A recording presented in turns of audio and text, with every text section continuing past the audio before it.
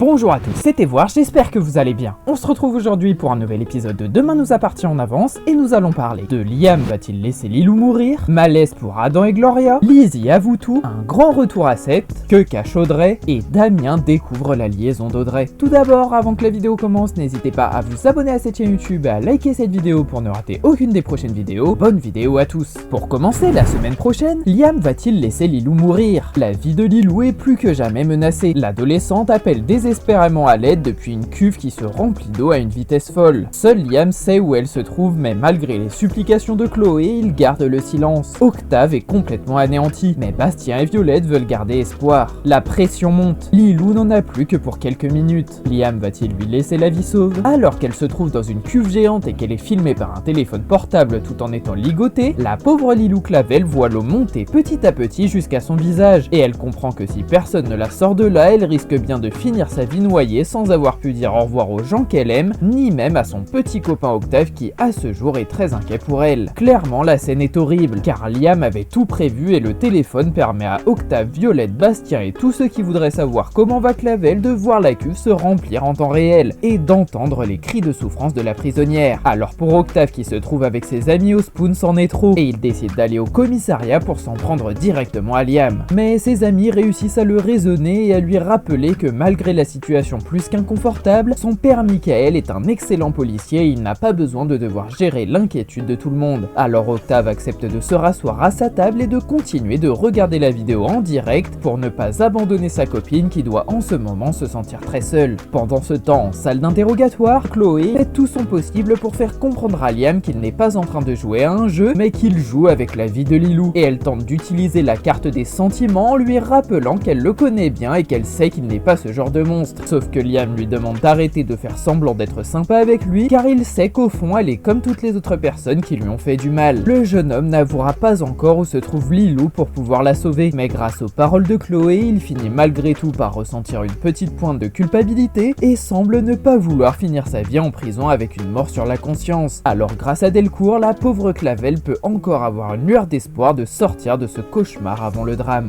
Malaise pour Adam et Gloria. Swazik Vernet prend un petit déjeuner avec son fils Adam. La gynécologue est ravie de voir Adam se concentrer à nouveau sur ses études. Elle est bien loin de se douter du secret que ce dernier lui cache depuis plusieurs semaines. Soudain, Samuel Chardot et Gloria Marival débarquent au Spoon. Heureuse de voir ses collègues et amis, Swazik leur propose gentiment de se joindre à eux sans se douter du malaise qu'elle est en train de créer. Samuel accepte sans aucune hésitation. Gloria se retrouve ainsi dans une position plus que délicate. À une table du Spoon, Swazik et Adam profitent d'un moment mère-fils pour prendre un délicieux petit déjeuner avant leur journée de travail, et la docteure Vernet ne peut alors s'empêcher de demander à son fils à quelle heure est son prochain exposé, et Adam lui explique alors qu'il doit le passer à 14h. Swazik fait dans un premier temps croire à son fils qu'elle le pense toujours immature et peu investi dans ses études, mais elle le fait en fait marcher car elle voit bien que depuis quelques jours, Adam prend enfin ses études au sérieux, et on peut dire qu'Adam est tout aussi heureux de savoir qu'il est enfin considéré comme un adulte. Mais soudain, alors que les tensions de la mère et du fils se sont transformées en rire et en sourire accompagnés de délicieux croissants, Swazik et Adam ont la belle surprise d'être rejoints par Samuel et Gloria qui s'installent alors à leur table comme si tout était normal. Alors que je le rappelle, Gloria couche avec Adam et ça, Swazik n'a mieux pas intérêt à être au courant si on ne veut pas que le Spoon se transforme en bain de sang. Gloria et Adam sont alors extrêmement gênés de la situation et tentent de ne pas le montrer, tandis que Swazik est très heureuse de faire les connaissances entre ses amis et son fils. Et Samuel lui prend un malin plaisir à placer des petits sous-entendus pour voir les gouttes de sueur couler sur le front de Vernet et de sa belle Marival, et qui clairement ne risque pas de faire durer le secret des deux tourtereaux encore très longtemps. Suite à ça, Adam préfère prétexter qu'il doit partir en cours plutôt que d'avoir à subir ce malaise insupportable, et Gloria se retrouve alors seule en tête-à-tête avec Samuel et Swazik et espère très fort qu'elle ne va pas devoir rendre des comptes à son ami qui pourrait bien découvrir sa relation d'une minute à l'autre. Lizzie avoue tout. Lizzie se fait du souci. Elle ne peut pas s'empêcher de penser au message de menace que sa famille a reçu la veille au soir. Si Jack et Jordan ne semblent pas du tout s'en inquiéter, la jeune femme a de bonnes raisons de s'angoisser. Elle pense être la cible du message. En effet, elle avoue à ses frères qu'elle a cassé le presse-papier de Philippine Julliard. Charles voudrait-il se venger en intimidant les Roussel? Dans les rues de Sète, les jeunes Roussel se dirigent tranquillement vers le lycée Brassens, et c'est alors que Lizzie demande à ses frères s'ils trouvent que la menace qu'ils ont reçue sur un bout de papier collé à la porte de leur appartement était vraiment crédible. Sauf que Jack et Jordan ne comprennent pas sa question et se demandent plus plutôt pourquoi elle est toujours bloquée sur cette histoire depuis le dîner en famille de la veille. Pour les deux frères, ce mot ne leur était probablement pas destiné, et la personne a juste dû se tromper de palier, sauf que Lizzie n'est pas aussi détendue qu'eux, et elle pense plutôt que pour écrire tu vas payer pour ce que tu as fait sur un papier et le coller à une porte, il faut être déterminé. Alors la jeune femme est persuadée que le mot était pour elle, car elle aurait apparemment voulu prendre le presse-papier de Philippine, la mère de Damien, avant de le faire tomber par terre et de le casser. Mais bon, pour Jordan et Jack, imaginer que Philippine lui envoie une lettre de menace chez elle pour un simple objet de valeur n'est pas du tout crédible. Ils préfèrent alors rassurer leur petite sœur, sauf que Lizzie pense plutôt à Charles Julliard, car il l'aurait apparemment prise la main dans le sac lorsqu'elle cachait les morceaux cassés au fond d'un sac poubelle. Finalement, les deux frères Roussel finissent par croire Lizzie, et ils pensent en effet que Charles, qui ne les apprécie pas trop, serait capable de leur faire peur avec une lettre de menace pour leur montrer qu'il les tient à l'œil, ce qui semble rassurer pour le moment, et ils se dépêchent alors d'aller à leur premier cours de la journée sans se poser plus de questions que ça. Un grand retour à 7. Victoire Lazzari vient de recevoir une excellente nouvelle. Fred Lecomte lui a envoyé un message, il vient s'installer définitivement à 7. La médecin a du mal à y croire. Pourtant, tout porte à croire que le bel homme revient pour elle. Sa meilleure amie Soraya ne peut contenir sa joie et son excitation. Une grande histoire d'amour serait-elle en train de naître sous nos yeux? Tranquillement à la villa, Victoire et Soraya passent un moment détente entre copines pour discuter à tour de rôle de leurs journées respectives. Mais soudain, alors que Lazzari raconte une anecdote sur un de ses patients de l'hôpital Saint-Clair, elle reçoit un message sur son téléphone qui la coupe net dans son petit monologue. Et en effet, il s'agit d'un message de son cher et tendre Fred Lecomte. Bien sûr, Victoire souhaite garder une part de vie privée. Enfin, ça c'est ce qu'elle croit, car même si elle tente de faire comme si de rien n'était devant son ami et qu'elle reprend sa petite histoire, Soraya l'arrête à son tour pour lui demander clairement qui l'a contacté, car son message a clairement l'air de la déstabiliser. L'avocate Bédiard finit par apprendre que c'est un message de Fred. Alors en voyant que son ami semble hésiter à le lire, elle lui ordonne de vérifier ce qu'il lui a dit. Et Victoire ouvre alors un peu malgré elle son téléphone jusqu'à ce qu'elle découvre que son crush s'apprête à venir déposer ses valises à 7 et qu'il ne compte pas repartir d'aussitôt. En effet, Fred Lecomte a réussi à obtenir un poste dans un lycée de la ville. Et Victoire se retrouve alors avec un sourire jusqu'aux oreilles, et Soraya se dépêche de trouver sa plus belle robe, car elle est certaine que ce retour signifiait aussi le mariage et que forcément elle sera la témoin de Victoire. Que cache Audrey? Alors qu'Audrey Roussel s'apprête à démarrer sa journée, elle tombe sur un nouveau message de menace glaçant sur le pare-brise de sa voiture. Serait-elle en danger? Si elle n'avait pas pris la première menace au sérieux, la maman commence doucement à paniquer. Qui pourrait bien lui en vouloir? Quand Damien débarque devant elle, Audrey préfère cependant lui cacher son angoisse. Pourquoi garder ce mystère pour elle alors que le policier pourrait l'aider? Alors qu'Audrey vient de quitter son appartement et qu'elle se dirige vers son véhicule pour arriver à l'heure au Spoon, la mère de famille s'arrête net devant le pare-brise de sa voiture en y découvrant un petit mot accroché dans ses essuie-glaces, qu'elle décide alors de lire et sur lequel est écrit qu'elle ne s'en sortira pas comme ça, ce qui prouve qu'elle était bien visée par la première menace. Mais alors qu'Audrey semble s'interroger sur l'identité de la personne qui lui en veut, son mari Damien débarque derrière elle et s'empresse alors de ranger le mot le plus vite possible au fond de son sac à main et de faire comme si de rien n'était. Sauf que Damien n'est pas du genre à laisser les gens partir comme des voleurs, donc il profite d'un dernier moment avec sa femme pour lui demander comment elle va et pour s'assurer que tout va toujours très bien avec son job de serveuse au Spoon. Audrey Roussel tente alors de couper court à la conversation, mais Damien, qui plus est policier, sent bien que sa femme n'est pas dans son état normal et qu'elle a l'air particulièrement tendue en cette douce matinée de février. Mais il finit malgré tout par croire à un rythme de travail un peu trop intense et il lui promet de lui préparer une magnifique soirée pour qu'elle puisse se détendre autour d'un bon dîner romantique.